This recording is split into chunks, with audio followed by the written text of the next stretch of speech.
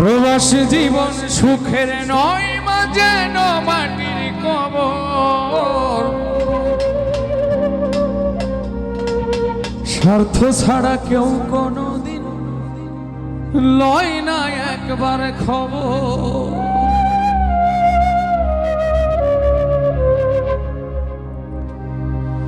প্রবাসী জীবন সুখের নয়, মাঝে মাটির কবর।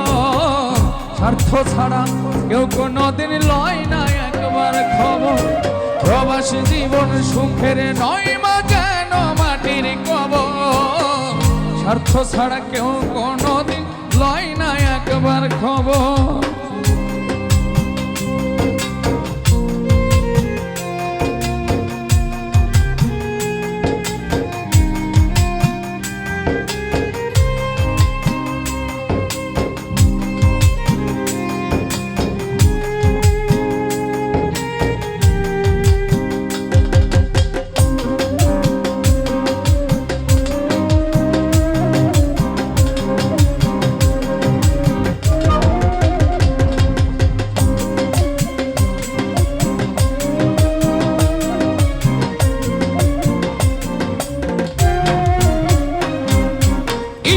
ভাটাই কয়লা দিয়া যেমনে পোড়াই ইট, রোদের তাপে তেমনি মাগো পোড়ে আমার পিঠ।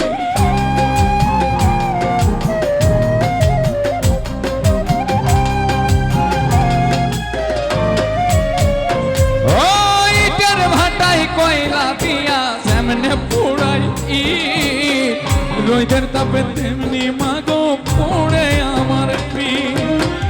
জীবন যেন হইয়া গেল মরুর বালুর চর। স্বার্থ ছাড়া কেউ কোনোদিন লয় না একবার খবর মাগো। স্বার্থ ছাড়া কেউ কোনোদিন লয় না একবার খবর।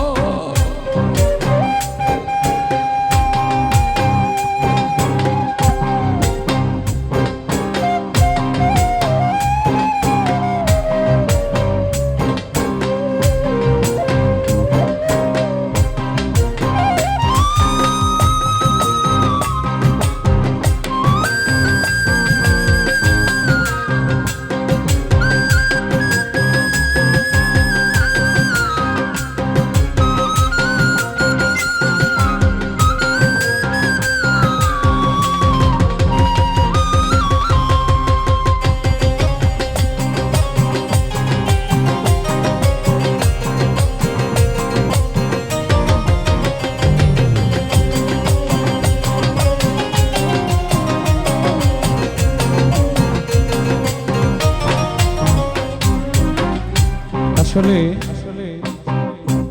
মানুষের সবচাইতে দুঃখের সময়, দুঃখের লগ্ন প্রত্যেকটা প্রবাসী ভাইদের জীবন। এখানে শুধু পরিশ্রম করা হয়, অনেক কষ্টের কাজ করা হয়, এইটুকু দিয়ে শুধু সীমাবদ্ধতা নয়। আত্মীয় স্বজন, পুত্র পরিজনদেরকে রেখে দূরে থাকা বছরের পরে বছর। অনেকে মা বাবাকে ছেড়ে যান, ছেলে সন্তান স্ত্রী, মন চাইলেও তাদেরকে দেখার সৌভাগ্য হয় না। অনেক প্রবাসী ভাইরাই আছে পুত্র পরিজন, বাবা মা স্ত্রী, খুব ঘনিষ্ঠ আপনজন পৃথিবী ছেড়ে চলে গেল, একটা নজর মুখটা দেখার সৌভাগ্য হয় না অনেকের।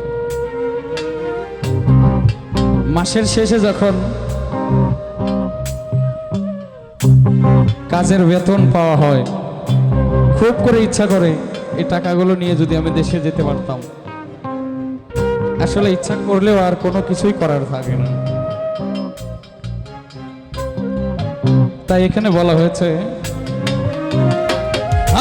মাসের শেষে মাগো যখন কাজের মাইনে পায়, ইচ্ছে করে মাগো ছুটে তোমার কাছে যায়।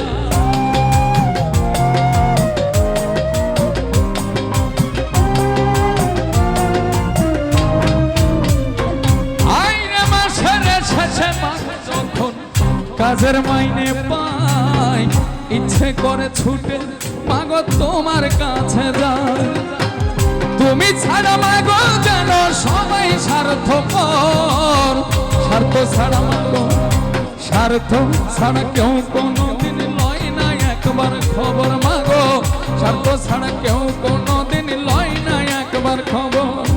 কাউরে কই না দুঃখের কথা ফেটে যায় অন্তর, স্বার্থ ছাড়া মাগো, স্বার্থ ছাড়া মাগো লয় না একবার খবর মাগো, স্বার্থ ছাড়া কেউ কোনোদিন লয় না একবার খবর। প্রবাস জীবন সুখের নয় মা যেন মাটির কবর, স্বার্থ ছাড়া কেউ কোনোদিন লয় না একবার খবর। প্রবাস জীবন সুখের নয় মা যেন মাটির কবর, স্বার্থ ছাড়া কেউ কোনোদিন লয় না একবার খবর মাগো, স্বার্থ ছাড়া কেউ কোনোদিন লয় না একবার খবর মাগো, স্বার্থ ছাড়া কেউ কোনোদিন লয় না একবার খবর মাগো, স্বার্থ ছাড়া কেউ কোনোদিন লয় না একবার খবর।